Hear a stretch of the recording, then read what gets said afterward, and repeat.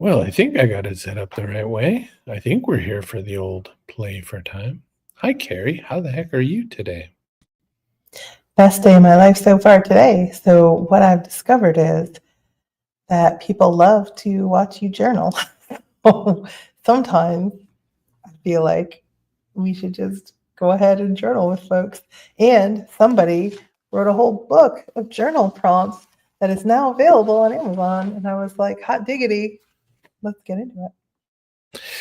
Let's indeed get into journaling. We're going to journal together. So either get out your paper journal or crack open a file. We're going to make something together.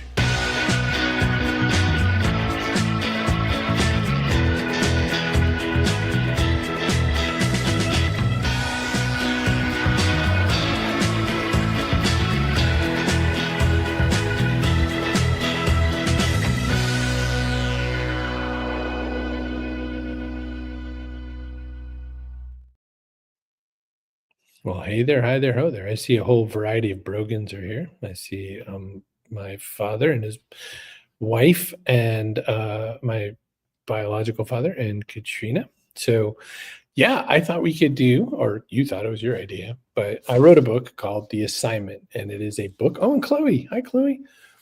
It's a book on journaling. And the idea is that sometimes when we start to journal, there's Leslie. Hi, Leslie. I was talking about you today. Your ears must have been burning. The idea behind journaling is that you can do anything with a journal. A journal is just someplace you can write down thoughts and ideas. And the hope is that you go back and you review them and you make use of it and all that. So this concept of a book called The Assignment, which has like 50 something assignments. So even if you wanted to just slot one of these in once a week, you could, or you just do them, whatever 365 divided by 54 is 7. You could basically just do these journaling assignments. So Carrie had an idea. Hey, we haven't done a journaling episode in a while. And so here we are. What do you think? So I have questions, and I know it's not related to journaling, but the cover. It's a cemetery. Tell me about the cover. All right. So it's a photo I took because I've been doing a lot of photography. You poor souls have endured that a lot. And the idea I had is that a lot of times when we are exploring graveyards, you get this sort of feeling of like, you don't know how this person lived. You don't know what they chose to do because very few people have journaled their lives, right? Like very few people leave behind a record, good, bad, or otherwise, of their life. And so I thought, well, that's kind of a fitting one. Plus, if you die, there's information that you could leave behind that would be really useful to your kids that if it hasn't been captured, you're never going to get the chance to capture it. I bet there's questions you would love to have asked your mom and dad or any of the other people that we've lost in our lives that you now don't have access to. And wouldn't it be just so cool to have it in a journal? So that's also why the cemetery, because before we can't. I'll buy that for $1. I would be interested to A/B test it against one of your like beach photos or something, or your happy street photos, like just to see. Yes, okay, that also makes sense. So that makes sense. So we decided, of course, good things.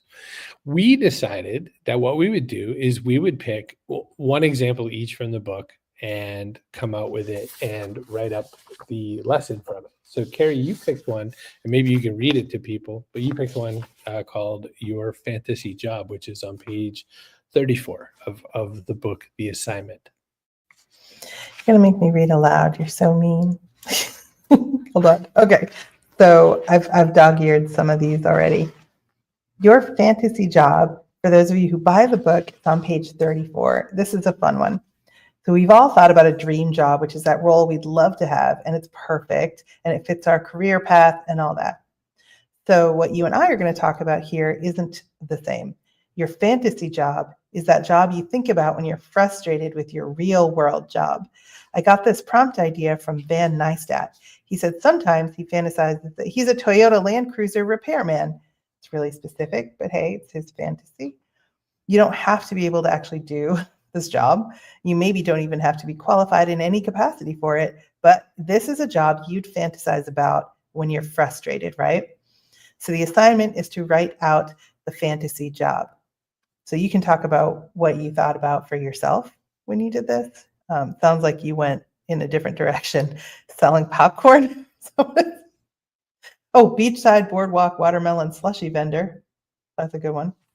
Zoo animal feeder, a Lego pit lifeguard, a bookseller, and you say you've actually done that kind of on and off over the years, and a food truck cook. So the more examples you write, the more you'll think of. So that's the idea. You're thinking about fun, stupid jobs that you want to have. Do I have that right? Mostly, the part about the selling popcorn was my old boss, Dave Johnson. My old boss, Dave, I asked him one day, hey, long from now when you retire, what are you going to go do for a job? And he said, sell popcorn. He didn't, it was like, that was the most obvious answer right after being a manager at the telephone company. He said it like, that's the only thing you could do. It's like way back when you'd ask Gary Vaynerchuk, what's your big goal with all this? He said, buy the Jets. He never didn't say that answer. So I just put down a bunch of examples like zoo animal feeder and all that. None of those are really my particular favorite job. Bookseller I did for sure though, and food truck cook I would love it. Chloe will know this one too, and I always forget their name, but they're these two brothers who their whole like online presence is that they do potato truck vendors. So they have a baked potato and then you put special stuff in it. And a lot of times people will bring food they want them to add to these potatoes. And it's a real thing. And I'm like, that is so fun. I would love to do that. So what we're going to do is we're going to journal live. So we're going to throw up a journal. And Carrie, you can jump on yours and start writing out what your fantasy job would be.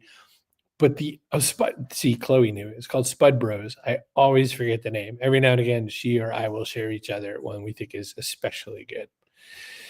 So while Carrie is doing this, because you can't exactly write and narrate at the same time, the idea behind doing this in this book, the assignment, was that you could, not all of the lessons or assignments that I give out in this book are meant to be like world shattering. They're not supposed to be like, rip your guts out. Some of the ones are, some make you sad because you're thinking about loss and people you've lost and all that sort of a thing.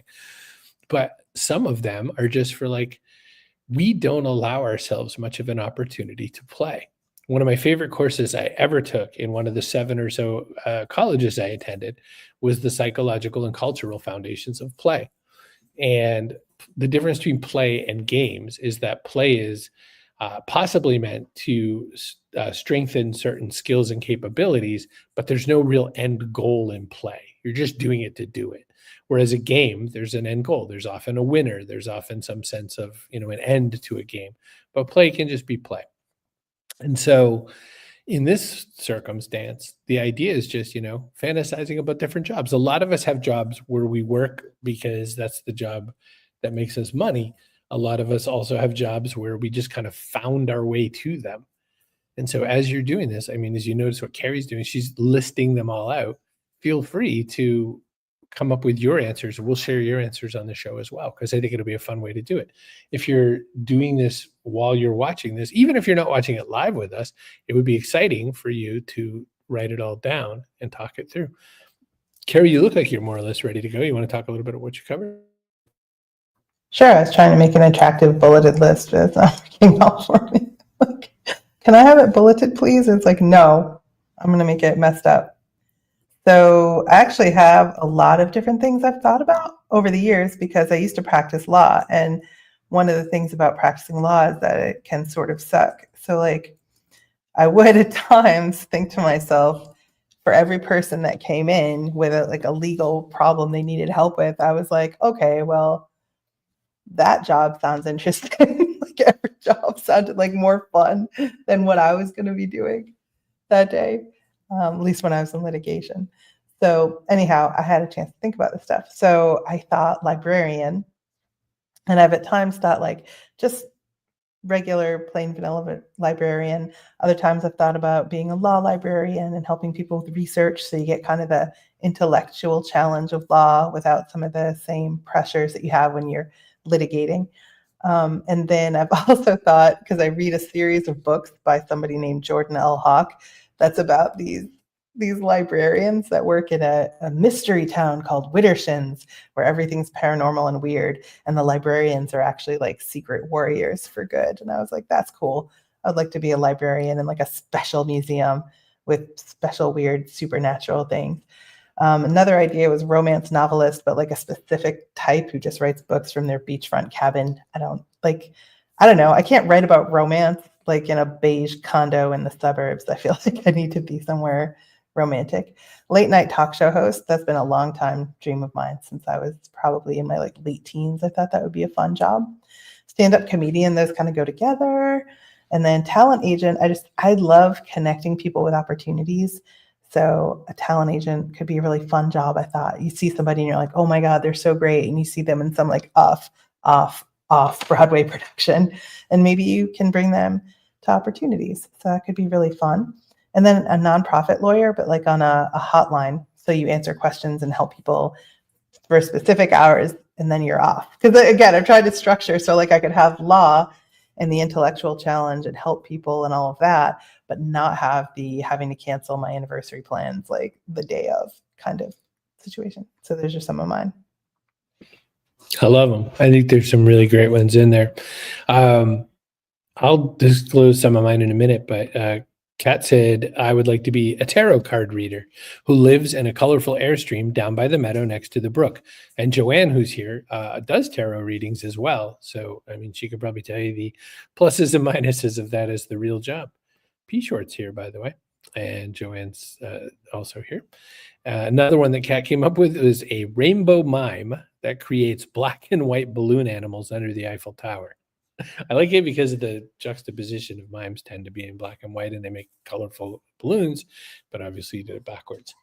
One of my favorites, it was so funny. I just had this conversation with my friend Steve Cross in Las Vegas last week. And Steve said, I said, I want to run a waste management company. And Steve goes, yeah, cool. Except you know what you should buy is one of those 1-800-GOT-JUNK franchises and then use it to resell all kinds of stuff on eBay because it's basically just a way to front really cool stuff that people are getting rid of for eBay. And I was like, wow, that's so amazing that he kind of immediately had a business idea, counter to mine that he thought would be even better. And I thought, in this case, he's right. I think when you get to write your fantasy jobs, I think it's also fair that we don't have to poke holes in them or throw rocks. That's the other fun of a journal. We just put it behind the wall, right? Right, exactly. So there is no secret supernatural town that I know of, right? Except for like Salem, I guess, but that's not secret. And there is no library therein, but there's definitely specialty libraries. So, you could be not even a librarian you could be an archivist or something, like manage a historical collection. I'm a nerd. I love history. There's all sorts of weird things that I'll think about sometimes. That might be fun. And it's exactly just like that. It's like, oh, that would be fun. And then I'm just back to work. Like it's not like I obsess over it. I think that your choice was such a great choice. I think the one that you picked up for journaling was like such a fun one. And I just looked at mine and I was like, ugh, mine's like a kind of a work one. But it's funny because, so I'm going to read for my journaling prompt. I picked one out called Chip Away. And it was funny. I kind of had variations of this particular prompt, but I got those pulled out. So here's what it says. Confession. I took about a 20-day break in between writing one section of this and then another one. It's okay. No one was like eagerly awaiting this book. I'm writing it for you. And before you picked it up, you didn't even know it existed. So it's okay. But it did get me thinking. One way that we can work on projects is we can just chip away at them. Do a little bit, do something else, come back, do a little bit more. It's definitely how I'm writing this book for you. I'm doing 8 or 10 prompts at a time, and then I come back to it. Maybe this is a tactic you could journal about for some of your own projects. So the assignment, the part to write, is saying make a chip list. So list out any projects you might have that you can chip at, meaning you can work on a little bit at a time. Make a list of any projects that you can work on a little tiny bit at a time, because then that list you could use as a reference tool to go back to. So you get extra points if some of these are projects that most likely you'd let fall on the wayside if you weren't so persistent. It's okay to throw a to-do list in the middle of your otherwise pristine journal, because what you can do once you have your chip list is answer another question alongside it, but only if you promise not to judge yourself or put yourself down in the process. Why is it taking you so long to complete this project? So this is where it gets a little tricky, because what we're looking for here is not what you think. It's not when I hope you'll consider the following. Are some of these projects things that you should throw away and just quit doing? That's one thing that could maybe be on this list that you might choose not to do.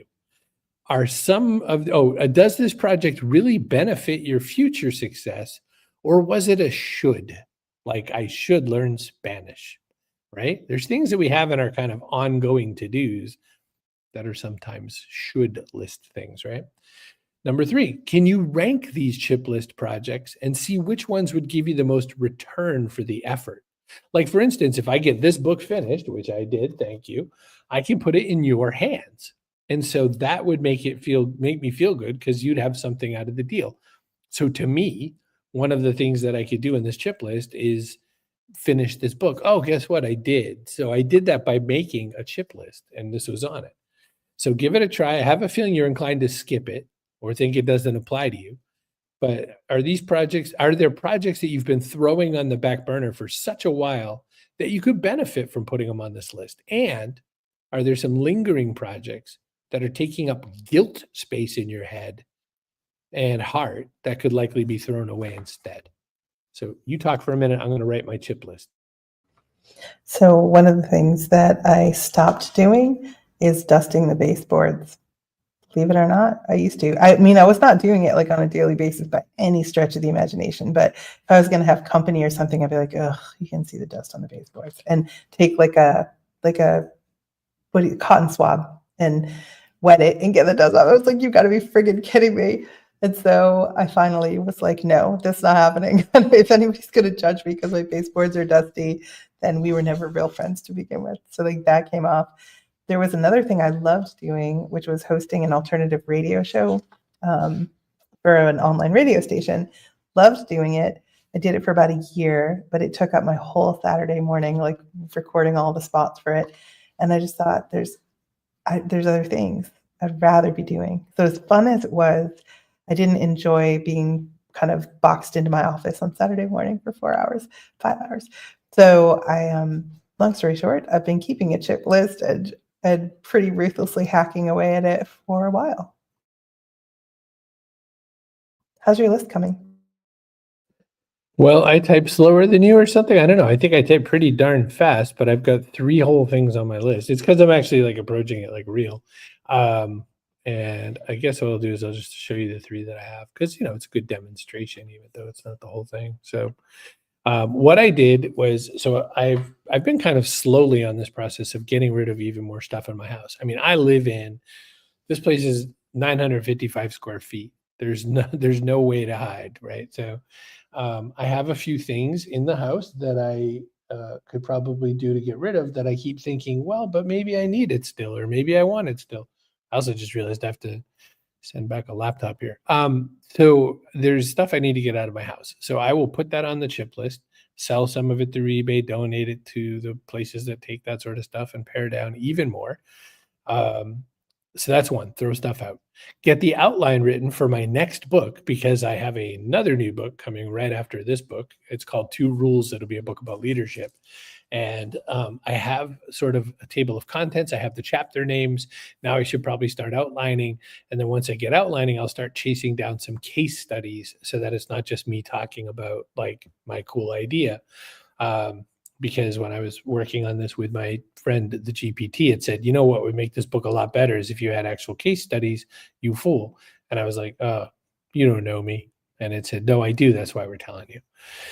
So that's that. And then sell even more of my lenses that I'm holding on to. So I've been, since like a year ago, literally like 1 year and 2 weeks ago, I've been buying and selling photo gear. And what happens is when I sell some, I can then buy a new something or other. And it's basically just recycling the same money. And through the process, I have very successfully sold many things, but I still have a couple lenses that I was holding on to, sort of with that feeling of like, well, but maybe. And so one thing I could put on this chip list is putting a couple of those babies on eBay, because right now, those lenses that I'm sort of on the fence about are not going on my camera. And all I think every time I do this, and this is something for you to think about, people of Earth, is if you're not using something, but it's just sitting in your house, some other person could absolutely use that thing. So even if you throw it up on eBay, even if you put it on eBay for some really low price, that's a way better use of that item than having it just sit in your house until it gets so old that it crumbles and you have to take it out in the trash. So that's my chip list items. So I'm curious, no one has written down a chip list item in the comments section, but I'm wondering if anybody comes along. And then also Joanne says, Carrie, got any Virgo vibes in your astrology chart? And also glad you let go of your... Oh, there was a chip list one. Crochet one row of the rainbow mime sweater each week. Well, there we go. Yeah, so I am a Capricorn, but barely a Capricorn. I'm like right on the cusp. So almost Aquarius, not Virgo, but my husband's a Virgo. I don't know if that means anything. So I am not typically like a pristine, clean house or anything type of person. There's something about dusty baseboards and like people are coming over. My house looks like grandma's attic. Fix that. Very interesting. So anyway, those are two of the assignments. Like I said, there's 50 something assignments in the book. And if you want, do you want to pull out another one of the assignments? We don't have to actually do it or fill it out, but do you want to like even just read through one or so more of the assignments that resonated with you? Sure. Kat says, I had to Google baseboards. Yeah, they're the things that get dusty. That's what they are. There's one on page 30. It says, oh yeah, there's a joke, but a true one, that writers are people who can't think of comebacks fast enough. Does that resonate? Has someone ever said something that made you mad and you want to come back with something clever or mean and you just get stuck? They say, your mom dresses you, and you say, oh yeah, well, you're dumb. And you both know you lost that one. It's okay. There aren't a lot of people who are super fast on their toes with a quick reply. For us, there's writing, the assignment, and another thing. So think about a moment like that. For me, at least, it's ridiculous how fast I can come up with a story in my life when someone said something that really punched me on the nose. I remember I left a comment on YouTube about how someone's video really made me a bit emotional. And another person wrote, judging by your profile pic, you ate your feelings after, didn't you? Thing. Days later, I had maybe 3 great replies, but by then it's too late. They won, but not in our journals, buddy. You and I can write those things back. We can answer them. Let's preach forgiveness or about turning the other cheek some other day. Not today, fam. Let's be grumpy. Why not? It's our journal. Nice. I am going to edit. How do I edit? There we go. cbrogan.net/assignment. So there we go. I just made a link. You can pick up this book if you feel like picking up this book. Joanne, if you want to share one more, I think you should share this one. I like this one. I bet you think I can read that from all the way across. Okay. All right. This one that Carrie wants me to read is My Gripe with Reincarnation. And then that'll be the last one we do. When people talk to psychics or spiritual mediums about reincarnation, they're often told that they are the embodiment of someone famous or historical. You're Eleanor Roosevelt or Mother Teresa. Sure, okay. But there are billions of dead people who are just normal schlubs like you and me. Why can't we be the reincarnation of someone regular? Someone who lived an interesting life without being a world-famous savior of all humanity. All right, Chris, where on earth are you going with this? Well, the assignment, when someone becomes the reincarnation of you.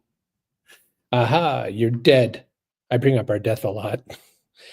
What would some psychic tell someone 100 years from now about what they see when they look in their cloudy, probably digital, crystal ball and see you? Write out the ways that you would want to be remembered and considered by someone who has plopped down $1,000 to this psychic, inflation, don't forget, to get a glimpse of who you used to be and how that will influence this future person's life now that they know. She was great with deadlines. Maybe they'll say that about you. She forgot where she parked, but she remembered everyone's birthday. It was nuts. Make it normal enough stuff, but true to who you are and how you'll be seen 100 years from now.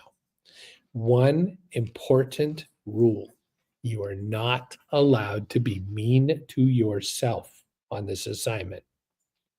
Or none of them, really, but I'm on to you. I know what you want to do with this assignment is be mean to yourself. And, I can tell you right now, when she writes phenomenal prompt LOL, I know she was thinking mean thoughts about herself probably. But that's the whole point of the assignment. It's to say something nice. So just off the cuff, what nice things would you say about the person who picks up the new version of Carrie 100 years from now? I wrote it down. So I wrote kind to babies and puppies, because I don't like a lot of people, but I love babies and I love dogs. But kind to babies and puppies. Advocate for LGBTQIA plus youth. So I believe in civil rights and equal rights and protecting the most vulnerable among us. So I would like to think that would be something that would ideally show up helpful, always willing to lend a hand. Like I get a good feeling from helping people. I think a lot of us do. So if I can help someone, I will try. And I hope that it makes like little ripples that affect the world in a positive way. And snuggly, very physically affectionate. I think those are all good things for someone to bring forward. Look, we're friends, so it doesn't count. And, what else are you going to say? You're the co-host of my dumb show. But do you see the value in a book like this? Do you see that people will use a book like this? Because what do you think? Why wouldn't someone choose to pick up this book, or why should they choose to pick up a book like this? I mean, if you're not living a life that involves introspection, you don't need this book. If you don't journal, if you don't live a considered life and you're just kind of reacting to stuff, then you don't need it. But if you want to live a more intentional life, if you want to think about why you make the choices you make and what choices you could make that might be different, that would get you a different result, this is a really juicy book. There's a lot of prompts in here that are so much deeper than the ones I've seen in other ones. I have a lot of actually journal prompting books because I don't like journaling. And the blank page makes me feel like this is going to be work. So I've tried a bunch of different journal prompts, and most of them are they're very superficial. Like, this is an inspirational quote, and then there's a blank page. Or you're a mom, write about, one time that this happened. And you're like, okay, I guess like one person in the world will be interested in that. But for me to dig deeper and think about what I want to do with the rest of my time on this planet, this is a great way to start, because it makes you think first. Think before the ink. That's what Anne Hanley says. Well, I appreciate it. At the end of the book, I put some acknowledgments. One was to my old boss, Randall Ward, who basically bullied me into doing more journaling. And the second was to you, because you helped in a lot of ways, and including all these video shows I've launched and whatever, and just generally trying to make sure I don't die, even if I fall down a gentle slope. And then Chloe was the first reader on this. Chloe got the chance to take a look at it all. Well, chance.